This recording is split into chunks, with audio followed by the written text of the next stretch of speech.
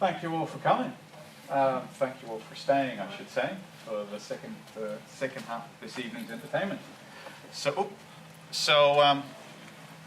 tonight we're going to talk about economy to ecosystem, grasping complexity and understanding relationships. So really, these series of talks that I've been doing sort of started around universal basic income, then broadened out into currency design in general.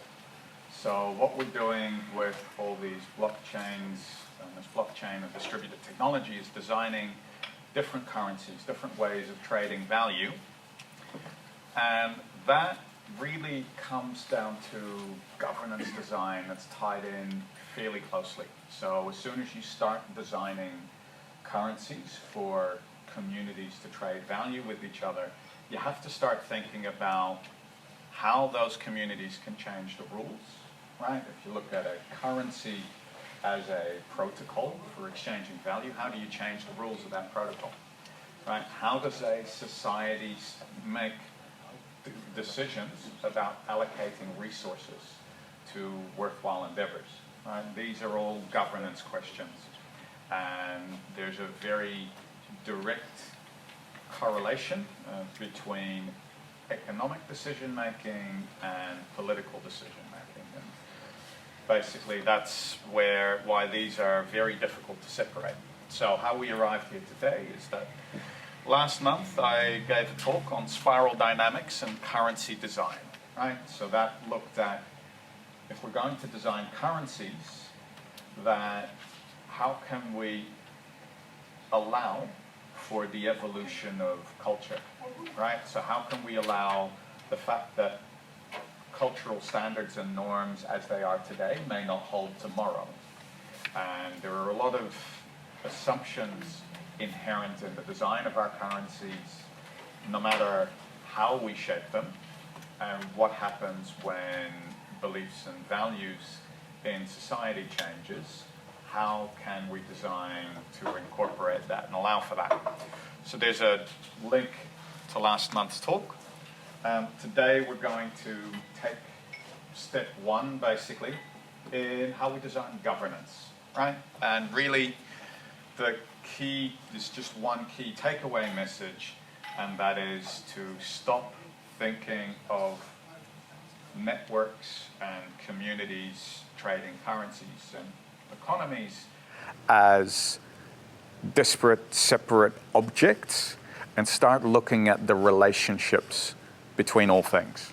That's really the one key takeaway message of today. So if you get nothing else, that's really what we're going to. However, with that one key takeaway, we still have a few things we're going to go through. So here's a bit of a roadmap of today. We're going to confirm the purpose of governance design for distributed systems. So I'll warn you, there's some of my own inherent idealism in there, and I'm quite happy to be challenged on that. We're going to explore the limitations of object-oriented thinking, discuss some examples of fuzzy boundaries, contrast complicated versus complex systems, explore some feedback loops in our current monetary system, explore some feedback loops in our current political systems and institutions, and discuss. So I'm trying to make sure that we can get some key takeaways from today as a group. So not just have me rant nonstop at everybody, but actually get a little bit of a discussion going. Is there an optimal balance between authoritarianism and libertarianism, right? Is there an optimal balance between one guy at the top saying this is what we're all going to do, and everyone at the bottom just being free to do whatever they like? And discuss how could feedback loops be designed to improve the balance between central authority and distributed liberty over time. So that's really the goals of today. So what is the purpose of governance design for distributed systems? So first of all, we have a limitation, or at least a precondition that we're assuming, which is that all blockchain-based systems, which we're talking about designing governance around or for, all blockchain systems have voluntary participation, right? We're assuming we're not going to allow for any coercion or military edict to, download Bitcoin 2.0 or else. We're going to assume that people will voluntarily have to adopt any of these new currencies and governance systems that we're designing. Second is that all blockchains are fundamentally a shared resource. They're a commons, right? Just like air is a commons, water is a commons, although now it can be owned and bottled and sold in shops. And ethics is another form of commons. So for me personally, I only want to involve myself in designing ethical governance systems. And when I say ethics, I mean defending the welfare of conscious beings. Because at a fundamental level, what is ethics if defending the welfare of conscious beings? If there was a universe with no consciousness in it whatsoever, then we'd just be talking about inanimate rocks flying around in space, crashing into each other. There is no mention of good or evil in that whatsoever. There's no place for it. It's only once there is a kitten in the mix and one of these rocks hits a kitten, you can start to talk about good or bad. If there's another conscious creature that threw the rock into the kitten, then you really start looking at ethics and moral implications of action, right? So to me, fundamentally, ethics only makes sense when it is around defending the welfare of conscious beings. And finally, to me, that means what we're trying to maximize or optimize when we're creating governance design for our currencies. So we're trying to maximize the greatest common good, right? We're trying to defend the welfare of conscious beings. We're trying to maximize the greatest common good. Now that is much, much easier said than done, right? I don't always know the best decision for myself to make, even if I'm acting in a 100% self-interested way. I cannot always determine what that one best action is, right? Even if there's trade-offs between, I feel good eating ice cream now, but eating that salad might be better 20 years down the track. Ooh, it's a tough one, right? There's tough choices. So just because we have that as a goal doesn't mean it's easy to achieve. All right, so let's explore some of the limitations of object-oriented thinking. So our society at the moment is very heavily involved in scientific thinking and the idea that you can take anything, pull it apart into its component pieces and analyze each piece independently. Of course, there are some limitations to that form of logic. So the object-oriented thinking, it sort of it isolates and atomizes everything. Of course, it misses a lot of the nuance and the complexity that occur in groups, right? You can't understand a bee colony by studying a single bee, right? There's a role that a single bee plays that's part of the overall whole. Similarly, right? You might be able to understand price, which is a simple number, and anything can have a price and anything can have a cost. However, value is a much, much harder thing to define because essentially value is a relationship, right? Like we don't even have to discuss the limitations of only seeing objects in terms of their value to you, but value is a relationship between the person who has a need of something and the object. And then there's the concept of, does a bird or a tree have value in and of itself, regardless of any human being having a particular utility for that thing, right? Is it valuable that there are stars in the night sky that none of us can mine for diamonds. Then, right, there's the concept of a body as a separate object, when in fact, your body is an ecosystem, right? More than half the cells in my body are of non-human origin, and I am alive because of millions and millions of relationships between different bacteria and enzymes within my body that I couldn't even come close to consciously understanding or describing, let alone regulating in any sensible way. All I know is that I can trust it. My body is anti-fragile.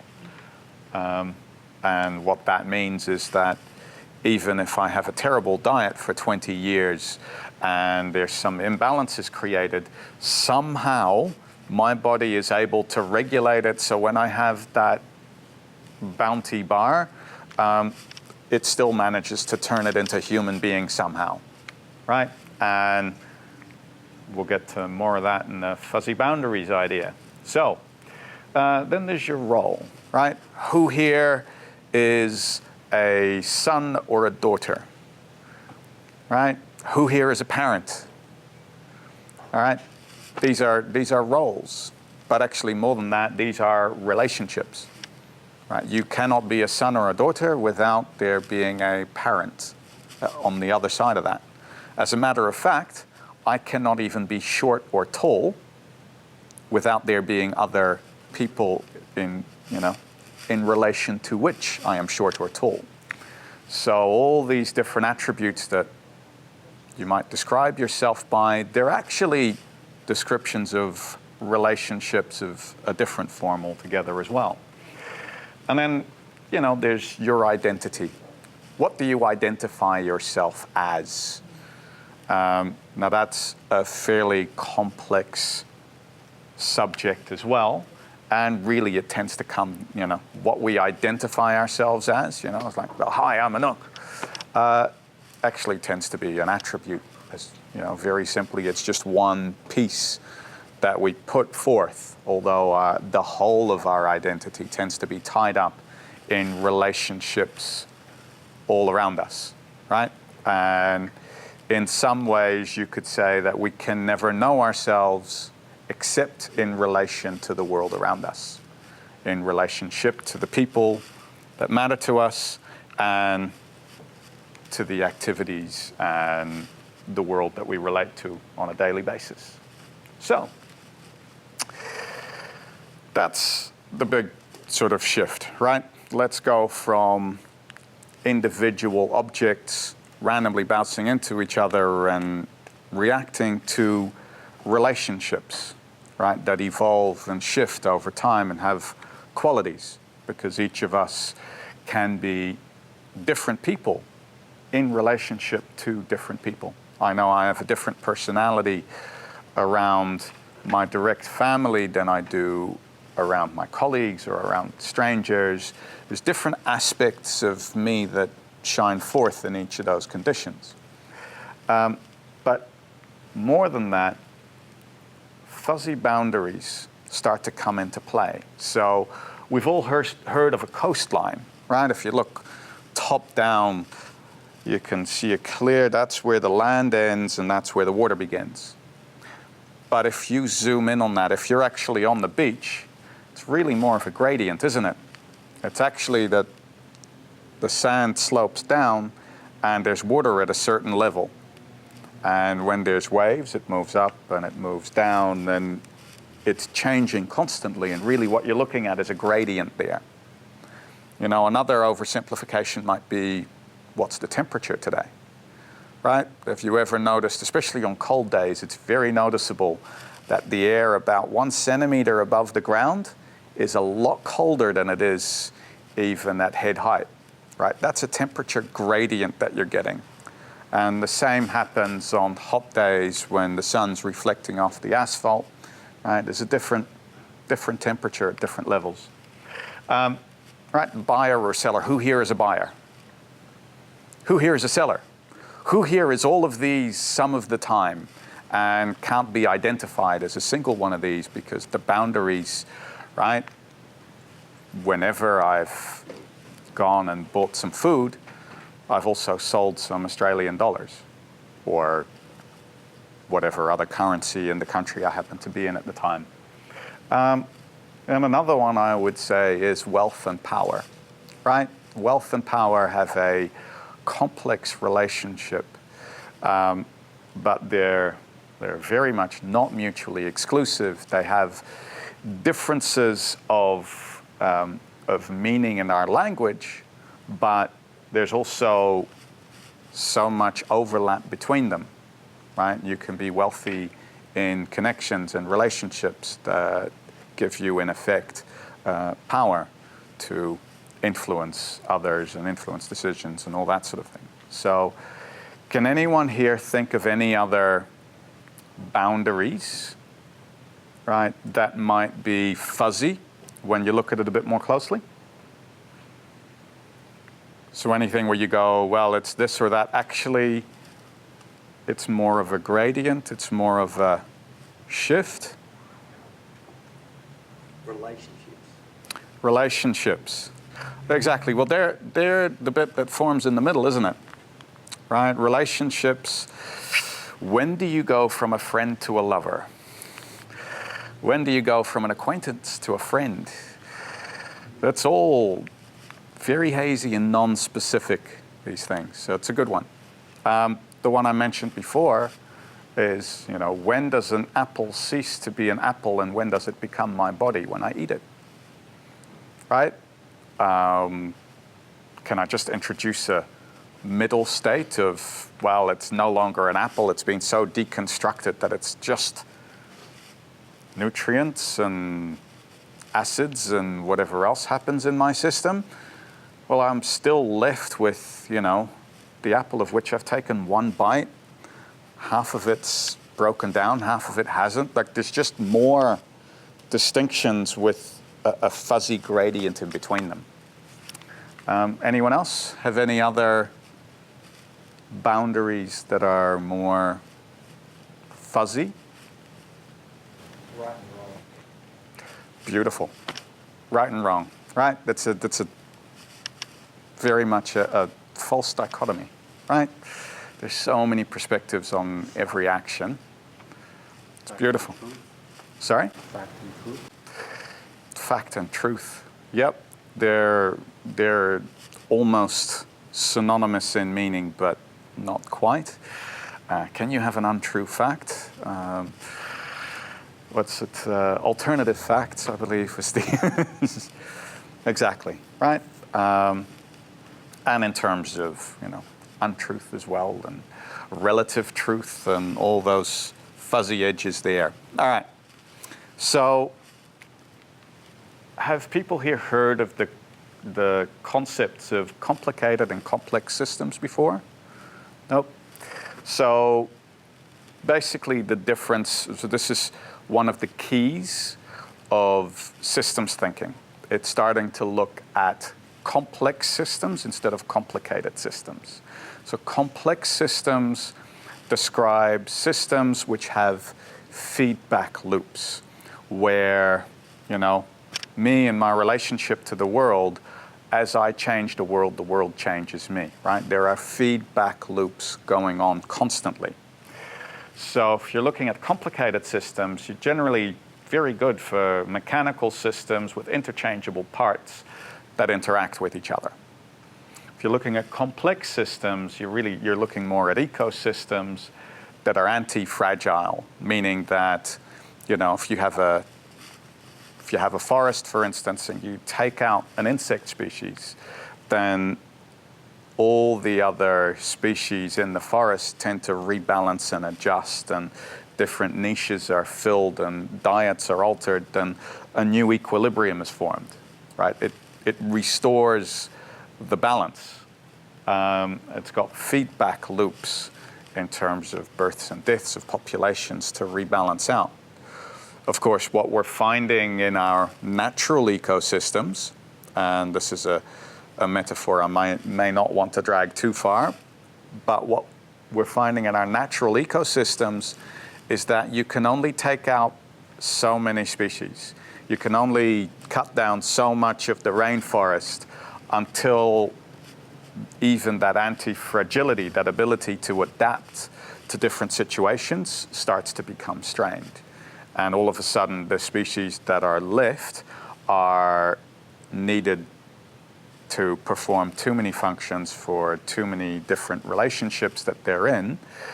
So all of a sudden, it turns into a very fragile system, which is why there are lots of people very afraid of losing bumblebees, for instance, now.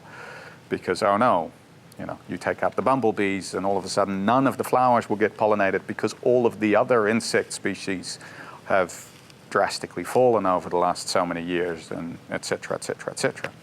But fundamentally, we're talking... The example that you just gave, might it be better to use the word robust than anti-fragile? Because I think anti-fragile is supposed to refer to something actually getting stronger with perturbation, rather than just resisting perturbation. It's actually a pretty good comment in terms of that use of language.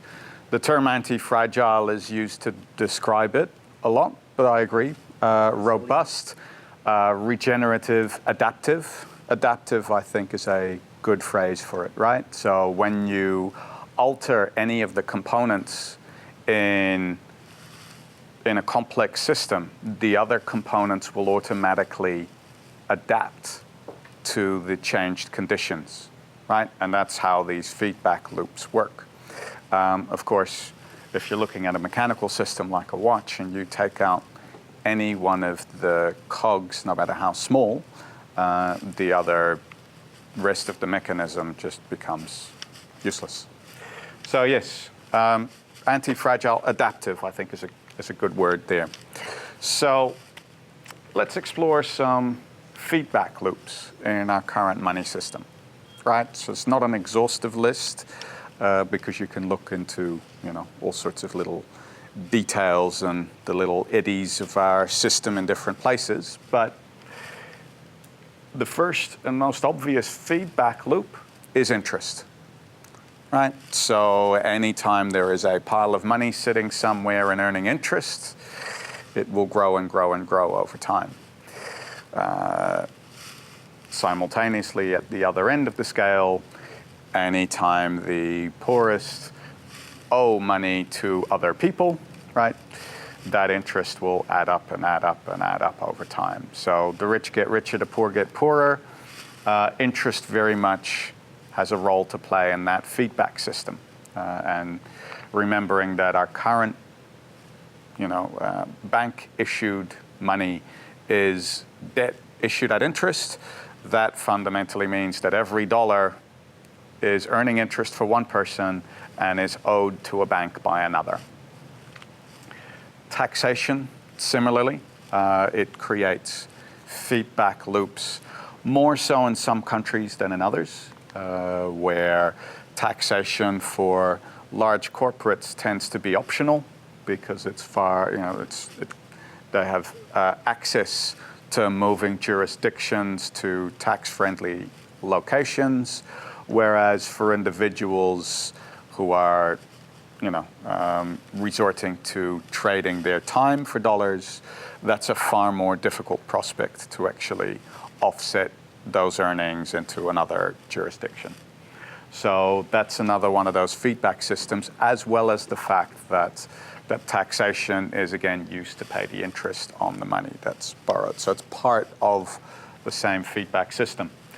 And we've got rent seeking, right? So once you own your first 5 houses, you can quite easily use the equity and the revenue being generated from those to leverage yourself into another house and another house. And then, in the words of Robert Kiyosaki, 5 houses, then swap over for a hotel, right? The lesson from Monopoly.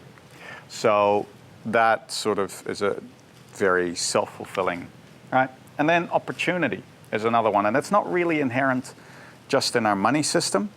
It's actually inherent, it's far more fundamental, right? There is a somewhat of a normal distribution curve, and there is, extreme failure on one end and extreme success on the other, and then most of us are sitting somewhere in the stable middle surviving, but, you have a bad night's sleep and you have a bad first important meeting for that job interview or that potential client or that potential partnership, and that goes badly, and then you lose another night's sleep worrying about that, and you get a little bit depressed and you isolate yourself from people, and then 2 weeks down the track you lose your job and you can't pay your rent, or you get kicked out and you end up on the street and you're fallen down into a hole that's very difficult to climb out of, right? It's sort of, there's a snowballing effect that's not the fault of any of the government or the banks or the money system or any of that. It's part of human nature and part of culture and part of existing. It's almost impossible to do anything about that downward spiral. It's also equally difficult to do something about the opposite end of that, where you have a good night's sleep, you make a good first impression on a potential client or job interview, and you get that job and you get that client, and you get you get further opportunities that are issued there because they introduce you to more people and more opportunities, and you land that big deal and you get to meet, I don't know, some prime minister who puts you in just the right spot, and then all of a sudden your phone's ringing off the hook, and can you help save the world, be highly paid positions on the UN or whatever your opportunities might be. All of a sudden, everyone's knocking on your door, hoping to give you opportunities to do whatever it is you want to do, including more money. And that is a very important feedback loop. I don't know a better word than opportunity for now. But it's something that also needs to be accounted for in the fact that there is not really anything you can do about that, because that's the way life works. You can put safety nets in place to prevent people from falling too far down, but especially if we're looking at the way networks distribute success, right? Every time you get a YouTube, you get 4 million people just hoping, just wishing for their fifth like, and you get one Justin Bieber on, I don't know, $200 million or something, and like more success than he at his relatively young age is able to cope with. Just imagine what kind of stresses that puts on a young, and responsibilities that puts on a young human being, right?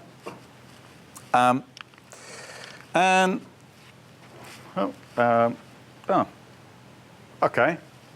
That's supposed to be feedback loops in our current political system. My apologies. So we have, corporate and political revolving doors, people that have senior positions in corporate offices having an easy entry into politics and then finishing up with politics and going back into corporates and vice versa. America is really the poster child for this particular philosophy, but we tend to respect people who have succeeded in one of these arenas highly in the other, which of course creates a feedback loop around, where donations come from and where lobbyists come from and whose interests political actions tend to influence. We have feedback loops in hiring decisions where people tend to hire people with similar political views, right, in our political circles as well as in corporate circles, right? So you have that everywhere, where people hire people who are like them far more than they will hire people who will challenge them. And that will create feedback loops and subcultures. But first, corruption, right? So I think our current political system is actually one of the most resistant to corruption there is.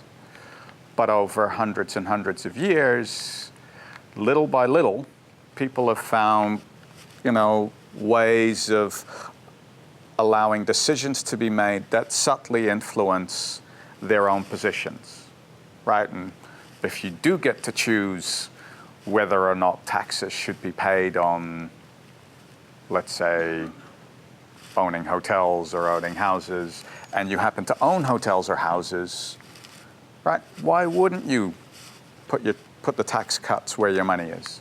Or vice versa, why wouldn't you put the tax cuts where your donor's money is? This is natural. Over time, right, because there are a lot of checks and balances on the use and abuse of power in the systems we have, it takes a long time for these things to get to the point where they are today, where I mean, is there anyone in this room who couldn't point to evidence of corruption in our current political system? Right? No one? Okay, I think, right, the corruption exists. And, nepotism exists, and favoritism, and, separation of classes above the law and below the law, right? It exists. And it's very difficult to do anything about. I'm not pretending these are easy problems to address. I'm saying that there are feedback loops that get started over a long period of time and then escalate as time progresses. Because once you have more and more power concentrated in fewer hands, the temptation to corruption becomes higher and higher and higher. And we can only rely on infallible people for so long. And finally, there's the bit about subcultures, which again is something that's far more fundamental. It's just that like attracts like. We like people who are like us. And in different areas, right, you have a different subculture of people within the blockchain center than you do of people in the police force, than you do in people in political offices, than you do with people in universities. Each of these areas have their own particular subculture. And, if you remember your childhood, right, we are all conditioned very much to behave in the manner that is expected of us. That's fundamentally human trait, right? Our parents show us the way to be, and if we behave that way, then we are good little boys and girls, and if we don't behave that way, we are bad little boys and girls. And there's an incredible anxiety deep within us, not just of death, but of excommunication, right? Of not being accepted by the people we relate to. And this means that the subculture level, right, the people that you mingle with have a lot of influence on you as you do on them. And these tend to reinforce themselves, right? This is why hiring decisions tend to end up hiring the same people over and over and over again. Which is also why people can start to generalize of, well, all lawyers are like this and all police officers are like this. And they're often not true because as individuals we're different. But as we get together into these subcultures, into these cliques and groups, we tend to conform and we tend to gravitate towards subcultures that are already like us to begin with. So we self-select, first of all, into like-minded groups, and then slowly but surely we change our behavior consciously or subconsciously to match those around us. All right, so that's enough of me doing a one-sided rant. There's a lot of different decisions to make, a lot of different pros and cons to weigh up when you're looking at governance. So the reason, of course, that governance is important is, as we've seen with Bitcoin, right? When you have thousands of people running a computer program, none of whom know each other as anything other than an abstract number, you don't have a community that trusts each other. You just have strangers, and fundamentally encoded in the algorithm is this is trustless. Nobody trusts each other, therefore you don't actually have a community, right? The relationship you have is the most fleeting and incidental one, if at all. However, as a community as a whole, right, all the Bitcoin users still need to decide together if the protocol, if the algorithm of Bitcoin is to be shifted and changed over time, right? If it was to be decided that there should be 25 million Bitcoins, or that Bitcoin should be, the Bitcoin blockchain should allow for a larger block size, for instance, how does a group of people who've never met, who largely don't know each other's names, none of whom trust each other, definitely don't trust each other's motives, where the only thing they have in common is that the only incentive the protocol allows them to have is an economic one, how do they make decisions together? And as it's turned out, they really don't. There's lots of forks. There's about 80 forks of Bitcoin.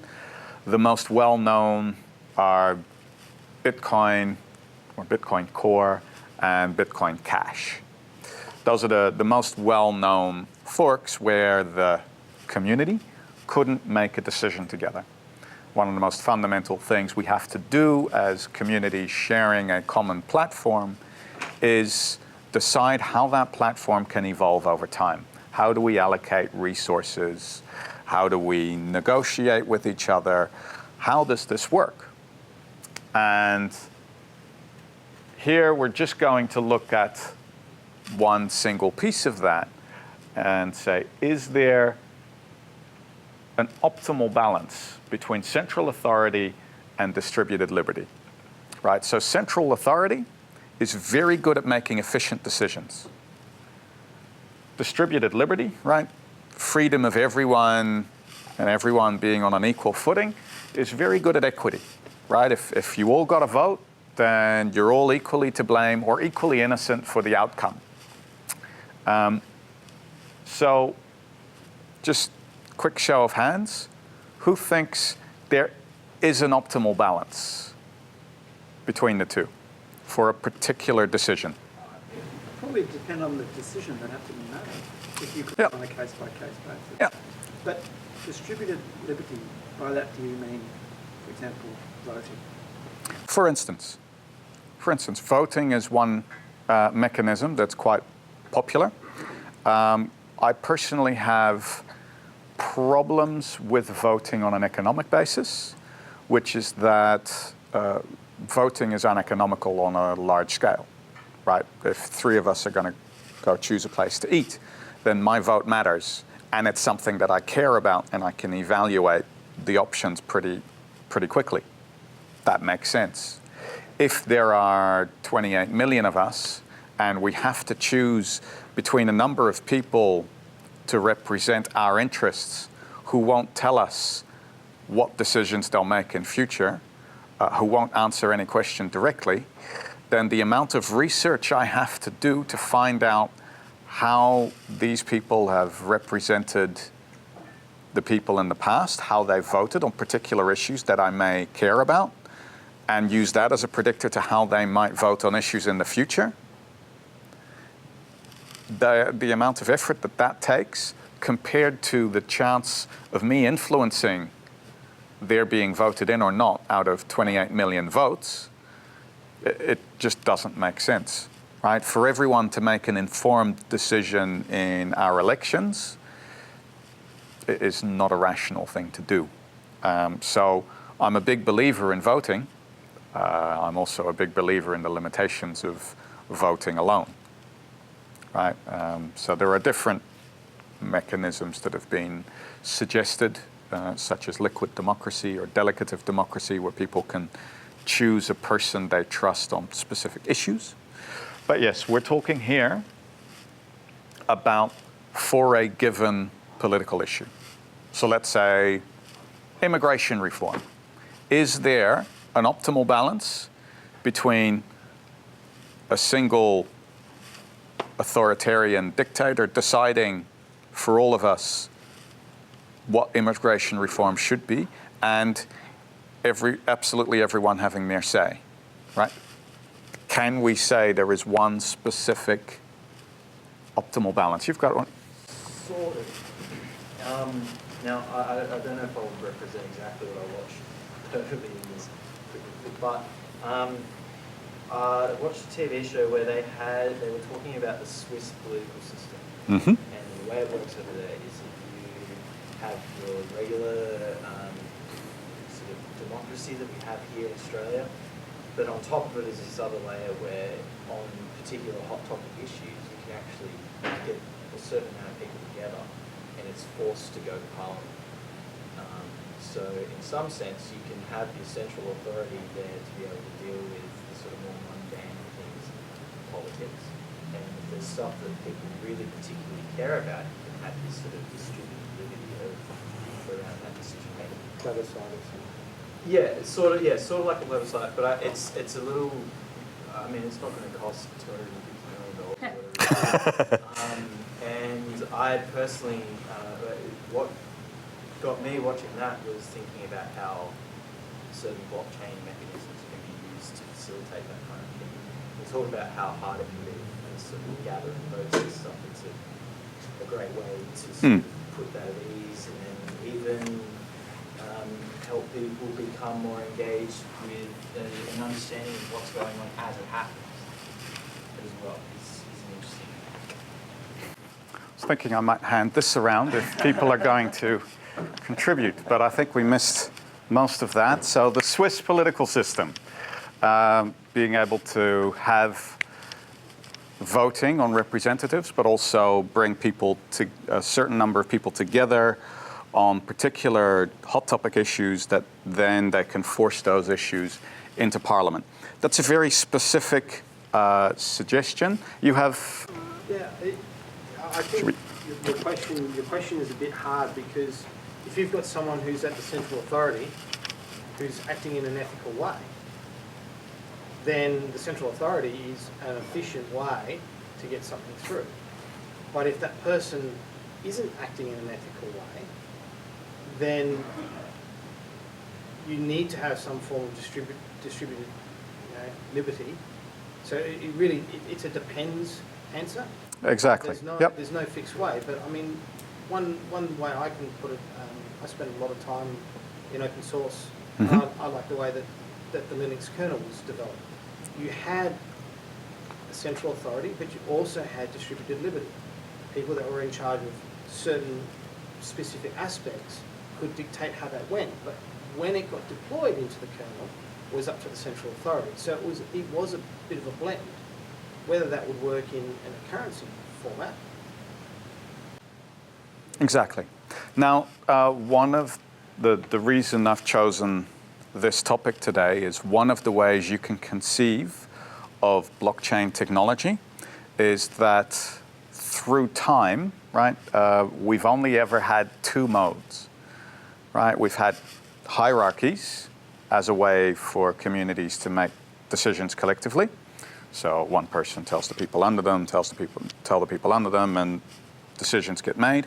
And markets, where everyone just buys and sells against some sort of common price mechanism. And there's just those two ways of handling things.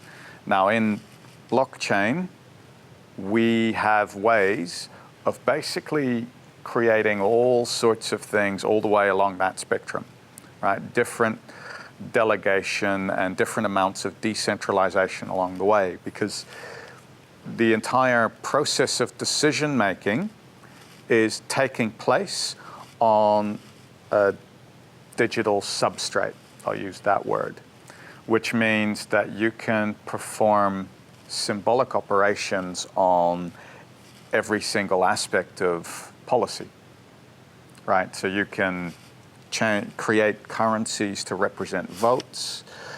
You can find different ways of transacting those, deferring those, eliminating those, doubling those, doing anything you can imagine software code might do with that and represent things in a different way.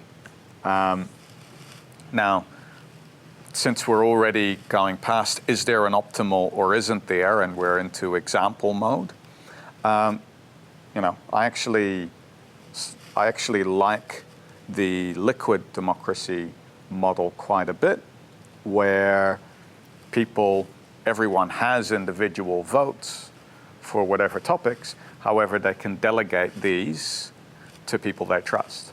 So you get lots of, you know, economics students delegating anything related to economics to their teacher, and that teacher delegating it to, I don't know, some minister of finance or some person that they respect. And finally, people who, you know, tend to delegate their votes to the experts.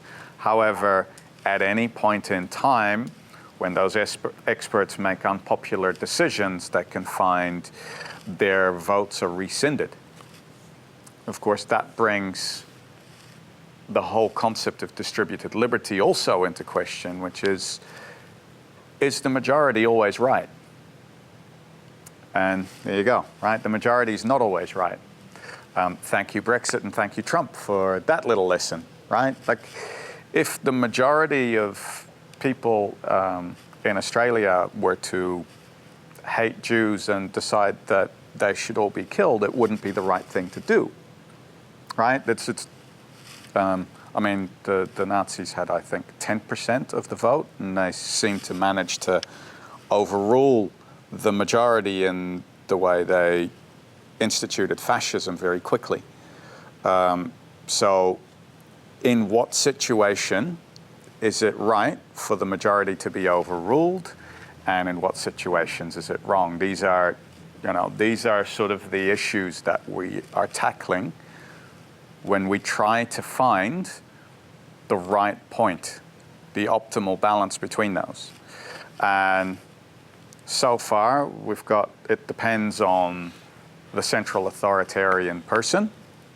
You know, I think I've just countered that with, it depends on the majority as well, right?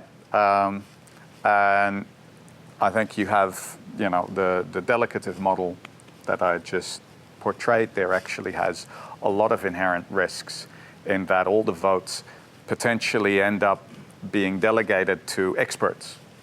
And while it might seem sensible that experts make all our decisions for us, experts tend to be highly educated individuals who may not fully grasp what life is like for the majority living in slums or in, you know, some other, right? The university bubble is a bubble and has necessarily a limited conception of some of the other issues. So I actually think that the optimal balance of these issues actually depends on the scale of the issue in question. So if you have a local issue, like what day should rubbish be picked up on our streets, then I think the optimal balance is that everyone in that local district should have their say about it, because everyone is quickly and easily able to assess the relevance of that decision to themselves because it impacts them directly. However, if we're talking about, you know, what color should the make way and, you know, no standing sign on Saturdays to Sundays, clear way on Friday afternoon between 4 and 5, what color should that road sign be? That's something that should be uniform to the entire state or even the entire country. And at that scale, I think the pendulum moves far more towards necessitating central authority as a natural center of power. In terms of the corruptibility of that power, it actually becomes a bit more of a relationship instead of either or, right? And it becomes that central authority has to be accountable to the distributed majority that then gets to say, okay, you've made a decision, but it wasn't actually in the best interests of the majority of people. Therefore, you need to be held accountable to the decisions you're making. And that is not necessarily always the case in today's economic system. All right, I think that's what we're going to get out of here. So here's an even wider question mark in terms of feedback loops. So we had a talk about feedback loops before, and I sort of started the discussion on the accountability part. So if you have a single authoritarian figure on any particular issue, right, you might not have a fascist dictator dictating everything on the state, but you might have a minister for the environment deciding which wildlife reserves to open up for logging, for instance. And how do you design feedback loops into platform governance to improve the balance between central authority and distributed freedom over time? So let's say you've got a new currency out there, right? And you've got a new blockchain system. Well, if we're going with the logging situation, then let's say we're managing the supply chain of the logging industry and making sure we know where wood comes from and where it goes, so we can get, sustainably, organically harvested pine for our neighbors in China or India or wherever we export it to. So how can feedback loops be designed into that system? Can anyone think of some feedback loops that might be placed into that system to warn us when it's out of balance, right? So if everyone gets to vote on every tree that gets cut down, right, one might say that's too far in the individual camp, and every individual might not care. And if they do care, they might just set either yes to every tree or no to every tree and, effectively pre-program all their votes, and then there's no purpose to the voting whatsoever. How might feedback loops be incorporated into such a system? Stunned silence. Well, I had an idea. Please. And I'm not sure if you would describe it in terms of feedback loop, but when I first heard about the concept of DAO stack, I'm not sure if this is their idea or if this is just an idea I got when I was sort of learning about them, but this idea that you would essentially have a market in which people, if they wanted to, they could kind of monitor the proposals that were coming up in terms of the central authority. And they could essentially just make bets on whether or not they thought the majority would really care, or they would basically they would look at a proposal and say, how do we think this is going to get voted on? Do we think the central authority is going to vote in a way that would be contrary to what the vote would actually be if it was distributed? And they would kind of make bets on it. And if there was a sort of disparity between what the outcome was going to be and what the apparent outcome was going to be and what the bets were, then that disparity would then actually trigger it to go to distributed democracy. Does that make sense? Yes, that makes sense. That makes sense.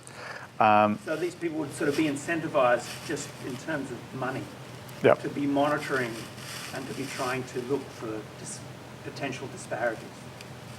And obviously, if it's something that the central authority is going to vote on, which no one really cares about, then that disparity is not going to emerge. I'm not sure if that's what DAO Stack has in mind, or if this is... No, it's very valid. So definitely sort of harnessing wisdom of the crowd, so to speak, with predictive voting markets works in multiple different ways, where people can predict reasonably accurately the expected success of, you know, an ICO or a decision or a vote and aspects like that. I've seen other proposals where tokens on any proposal or any project or any policy can be issued through a smart contract that basically will continuously issue that token against an increasing price. So you might be able to buy, you know, let's say, let's adopt this particular policy for half a cent if you're the first one in. So there's an incentive to be the first one in, but that price gradually increases. And ultimately what's happening is that the more people that buy into it, the higher that price goes and the bigger a fund is available to then execute that policy or implement that project. So then you get a market, even though there may be centralized entities behind it that actually then execute on the decision of that market, and you can balance it against these are the centralized decisions of the things we are going to do and we want to do, and then people can effectively vote against those if it's something that they care about. Yep. How do those systems present against or protect against vocal minorities? So very quickly you do run the risk of $1, one vote, right? So the vocal minority can be a Bitcoin billionaire who just goes, meh, I want this. I'll throw 100 million at it and just take it away from anyone else in that market. And that's where you then have to shift from a store of value currency into something like a voting currency where literally the tokens are issued for votes. And everybody gets X number of votes and everybody can put X number into any particular decision. So they can weight it according to the significance to them, but the vocal minority can, you know, the impact of someone to whom it cares a lot might be 5 coins instead of 1 coin, not 50 million coins. So would that be a situation that each year people would get a finite number of coins for an election, so thus they would have to choose wisely? Correct. Yeah. So it might be issued as a basic income, for instance, and you get 5 coins a week, and there's, you know, a couple of questions that come, or maybe 5 coins a month or whatever, and there's 1 or 2 questions that come out every month, depending on how engaged the population is with these issues. Passing something, because if you've got a community that isn't, you know, in Australia we have to go and vote, but in a situation here you're saying this has to be voluntary. What happens if only 20% of the people actually vote for something which in actual fact is not in the best interests of 50% of the people?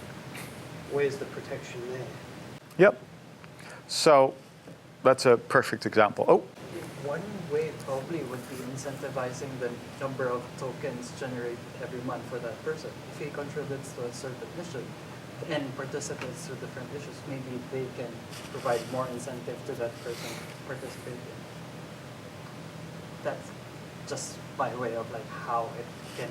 So weighting, you can weight individual people's votes for according to how active they are in the network and how impacted they would be. Might increase their like number of voting tokens generated per month. Then by how active they are on different issues, they generate more tokens, which they can add more to being participative. But that would be incentivizing a vocal minority, because they would be getting more. That's exactly right. More. Yep. All you're doing is amplifying the problem rather than trying to protect against it. So you do have a risk there. You know, it's the same as every time you get that same feedback loop. Right? Every time governments decide, like, we should figure out how to regulate banks, let's get all the heads of all the banks together to tell us how we should regulate the industry because they're the experts. Right? On the one hand, it's very legitimate. They are the experts. They understand their industry better than someone in a government office just reading through legislation all day. Of course, at the same time, you know that the advice you're going to get is not going to be, deleterious to the banking industry anytime soon. And that's sort of what you get in those situations. If you incentivize, if you weight people's votes higher for being involved in that particular issue. What you can acknowledge, though, is people's contribution to the platform, as a commons, their contribution to the commons, and therefore their stake in the commons as a representation of the overall percentage of stake that's voted. Right? So you might only have 20% of people voting, but if 30% of the people haven't used the platform in 8 months, then potentially those 20% should be weighted more heavily because they are actually far more representative of the people that actually have a stake in the system. However, how do you define, right? That becomes the next question. How do you put feedback loops in to say the number of people that are voting has dropped too low and we need to rely more on a centralized authority for this, right? We need to rely more on some expert evaluation or some authoritarian trusted third party to make this decision because we only have 20% of people participating, and out of the 100% of people, we don't necessarily, since it seems to be the same 20% of people all the time, maybe we can't trust that their decisions actually reflect the interests of the 80% of people who can't be bothered to turn up. Is that dangerous? How dangerous is that? That's a good question. And how do you design a feedback loop to detect whether it's dangerous? I think one of the feedback loops is when you start having completely off the platform somewhere on Reddit, you start having the other 80% complain that all the decisions that have been made without them are not in their best interests. In which case, I would hope that those 80% would get back into the game and start voting. Right? And then that should automatically address a lot of that issue. If it starts to upset people, then we've swung away from the minimizing harm portion. There's a proxy system in place, and you could have the board, for example, being able to vote on behalf of the other 8% based on a constitutional mission statement. But again, that system where you have a proxy is very easy to be Manipulated. manipulated. Of course. So any system whereby you can give away your vote that may have some intrinsic value to someone is easily corrupted. And if there is no dollar value assigned to your vote, then anyone who will give you $1 for it, it might be corrupted. Now, all you've got to do is have a look what was happening over in Thailand 2 coups ago, where you had people going up and paying 300 baht, which is $10. yeah. To farmers to go and vote a particular way. Their vote isn't worth anything to them themselves, but hey, you know what? I'm getting a day's pay to go and vote a particular way. That's great. I'm going to go and do it. We can't influence the decision. We might as well get paid for it. And that's right. And you're kind of stuck between a rock and a hard place there because many things in life we don't do, or most things in life we don't do for economic reasons, right? So there are limits to economic incentives. There are limits to markets. So there have been examples of, like this one kindergarten where parents were late to pick up their kids afterwards. And they had a real issue because I think it was in Norway, Israel? Yeah. So they had an issue because there's only so many teachers there, so many staff, and they're having to monitor all these kids sitting by the side of the road, and it's potentially dangerous, and they're not being paid, and like, you know, there's 2 inside, 3 out on the road, 2 more playing over by the playgrounds. And they all want to go home, and they have to wait for the parents that usually turn up 10 minutes late, but sometimes 20 minutes, half an hour. So, okay, so they got, you know, some experts in who went, you know what, put a late fee on it. That'll show them. So they introduced a late fee, and what happened was that the amount of parents coming in late to pick up their kids went up 3-fold. Because before there was a late fee, parents just want to be good parents. They want to be seen as being responsible parents, you know, not just leaving their kids by the side of the road. They have an obligation to the teachers, those poor teachers who are taking care of their children. It's an honored sort of thing that they do. There's lots and lots of social obligations that no one's ever put down on paper in a contract. But, you know, if the other parents see that you're not picking up your kid and they see your kid by the side of the road, you don't want that kind of attention.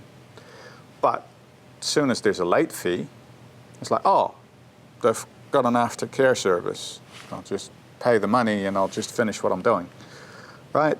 It becomes an economic transaction, and that actually eliminates a lot of those non-financial incentives. So there's dangers of just thinking we'll pay people for their votes to vote their way regardless, so that no one will outbid, right? Another option that's been used in the past, another sort of pebble to throw into the mix, is the idea of citizen juries, which is where particular situations come up and a random, you know, something like the jury on a court case, you have a random selection of participants from the population, and you go, here you go, here's $500 for your time, but you're going to spend the next 2 weeks really digging into this particular issue, right? We're going to look at, you know, the Murray Basin, and we're going to decide what to do with it. And here's 50,000 reports to read, and you can Google anything you like, you can talk to anyone you like, you can ask all the questions you need to, but the question at hand is, do we or don't we? And at the end of 2 weeks of figuring it out for yourself, you get to vote on it. And the theory behind it, and it's worked well in practice in places where it's tried in different ways. You know, in juries, it's still used regularly in our legal system because of this reason, which is mainly that people will generally perform that duty to the best of their ability for that limited time. They don't have enough time in that role, and they don't have enough responsibility over a long enough period of time to basically have the opportunity to be corrupted, right? So it's like, oh, this is a responsibility that I've been shouldered with for 2 weeks. It's an obligation and somewhat of an honor to represent the community in this.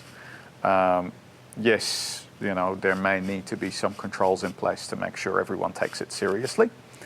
And they get that opportunity to express their view on the best interests of the whole community for a particular occasion, for a particular decision. And after that, they return to being one of the masses, and the next time a decision comes up, it's a completely different random selection of people. So I think that is something that, takes out the vocal minority. You still have a minority of people making the decision, but they're making the best informed decision that they can, you hope. And you can make it more difficult to allow those people to be subjected to corruption and temptation by not disclosing the identities of these people until after the votes have been cast. I mean, that would almost be a better system than what we have now, where people are making decisions with light of their next re-election. Yeah. It just removes that whole aspect.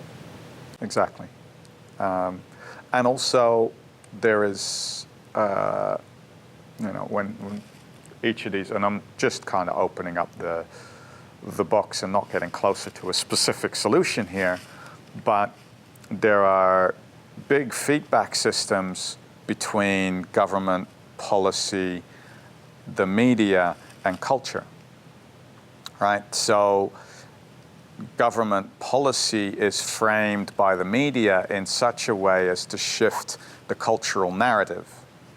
So, if you have a narrative of people on welfare are lazy tax cheats, and I don't want my taxes going to these lazy, single mothers or unemployed welfare mums, if that's the narrative, then culture gets created around this idea of meritocracy, the idea of everyone who's made it has made it because of their own hard work, and everyone who's failed has failed because of their own laziness. Right? There are no accidents of birth or circumstance.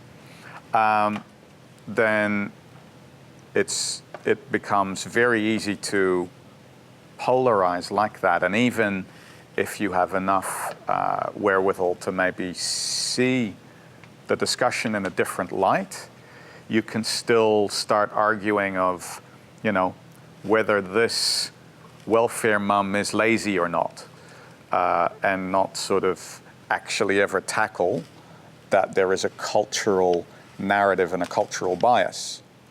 And as I said before, culture is itself very adaptive, right? Culture shifts and changes over time through some of these narratives that are pumped from the political sphere through the media, but also now increasingly from society to society, from culture to culture, where millions of people are spinning out memes now, little crystallized pieces of culture, if you will, that are just a snapshot that are very easily, sucked straight into the subconscious because they communicate very effectively and very efficiently. Although sometimes I have no idea what they mean, I'll be honest. But there's an increasing feedback loop there, so potentially a dilution of the impact of, media as the fourth estate, and an increase of the feedback loop within culture itself. Of course, we saw with Cambridge Analytica what can happen when the tools for that end up getting hijacked and used and abused, and the amount of power there is inherent with that. So as we look at governance, a big part of that is how communication is influenced and shaped, and who by, right? Who decides what's a relevant message to send to someone? Who decides what is spam? Who decides what is advertising? Who decides what is PR? Who decides what is fact? These are some of the big pieces. And so you get, every time there's a policy to be decided on, right, what are the criteria by which that evaluation has to be made? Who has to make the decision and evaluate by those criteria? And what are the criteria by which the policy, once implemented, will be evaluated as to being a success or failure? And is there a time or conditions upon which that can be rolled back? So another one of those feedback mechanisms can be, well, there was a single decision made by an authoritarian figure to do A or B, and within 2 months, there were millions of people rioting in the streets and burning down Parliament because they disagreed with the decision. Maybe we should look at repealing that decision, or at least, putting it to a $120 million plebiscite, right? As one feedback loop, and what's happening in that media narrative, and what's happening in sort of other cultural narrative in the places like 4chan and Reddit and all that sort of places. So would that be something like putting sunset clauses on legislation? So legislation is in place for so many years, and unless it's reinstated after that sunset clause, it goes away. I think that would be a great idea. I think we have a huge number of laws on the books that have potentially passed their usefulness. And being able to evaluate that beforehand in terms of its effectiveness and the effective time. I think potentially, one way of doing it is saying, well, we have 1 year period in which to evaluate something. However, some legislation might not actually be relevant for another 15, 20 years, right? Like, how long does it take to validate the effectiveness or lack thereof of fluoridating water or something like that? It could be superannuation. Yes, and some things you might, like superannuation, you might not want a sunset clause on, right? Like, if there are certain protections around your superannuation and you started paying it 50 years ago, you might be very upset if those sunset by themselves before you reach retirement age. So, yeah. So anyone else got any sort of ideas for feedback loops and the distinction and the balance between central authority and distributed freedom? Stunned silence. Everyone got it? Everyone ready to go out and design some systems now? Look, ultimately, I think what we're professing to be doing here in creating new currencies and new ways for people to get together and exchange value in an ecosystem comes with incredible responsibilities. So, before you just let the destructive urges flow and go, let's take down the banking system and let's take down the governments and let's do it all for ourselves. And I know none of you came in here screaming that, but there's definitely a libertarian streak in the hardcore Bitcoin maximalists. Let's actually have a look at what these systems have done right. And let's actually have a look at what it takes to figure out what is in everybody's best interest, right? What is the best way to maximize the well-being of all the participants? Because ultimately you're going to have some sort of a free market where people can choose to download any different type of blockchain they want. And they're going to have thousands upon thousands of coins, if not millions of coins to choose from, with which to conduct their business with different sorts of governance and different ability to influence the ways that those protocols develop over time. And setting something like that up, if you get it wrong, the project goes nowhere. If you get it right and it's popular, that's still not a guarantee that it's right. Right? There is still all the risk that everyone who's set up a system of government somewhere, right? I know Marx had some ideas about the fairest way to run governments, and he can't be blamed for, the actions of Stalin and Mao and, Putin today and all the bloodshed that happened in the name of communism, and also in the name of democracy and overthrowing communism, because of course you have, a lot of history of a lot of blood being shed just off our shores, because hey, communism actually took hold, and what if the whole world went that way? And I can't say I'm glad for the millions of lives lost, but I've certainly seen millions of lives lost under communist dictators as well, right? And it's very easy to get corruption when you centralize power. And therefore, the fundamental ideals under Bitcoin and most of the whole blockchain industry or ecosystem is very much one of striving for decentralization. And of course, we've sort of touched on the limits of decentralization in terms of, there's a lot of decisions that I'm not interested in making myself. And being a voter comes with a certain responsibility, right? And sharing a commons, like the air, like water, and like a blockchain platform, comes with an obligation and a responsibility to the community that I'm a part of. And that in itself is a feature of culture. That's a cultural transformation and indoctrination, if you will, that everyone who downloads the app is aware of the obligations that they have to their community as a whole. Right? And how onerous do you want to make that obligation?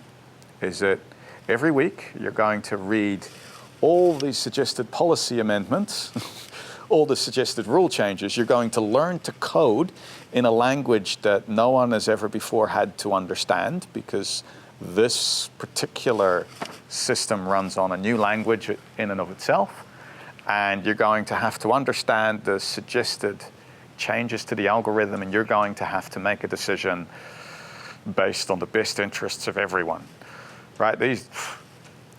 No, thank you. Right? I personally wouldn't go through that amount of effort just for a minor currency that is on the fringes of my life, right?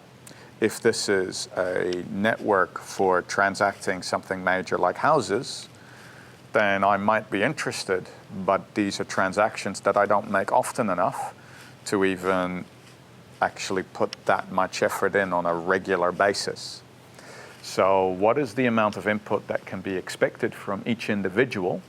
What is the amount of accountability, ownership, and obligation that can come with membership of a community that shares a common infrastructure like this? I'm just throwing out more questions here rather than answering them. But I'm hoping that all of you will toss and turn and think of all these solutions in your own heads tonight.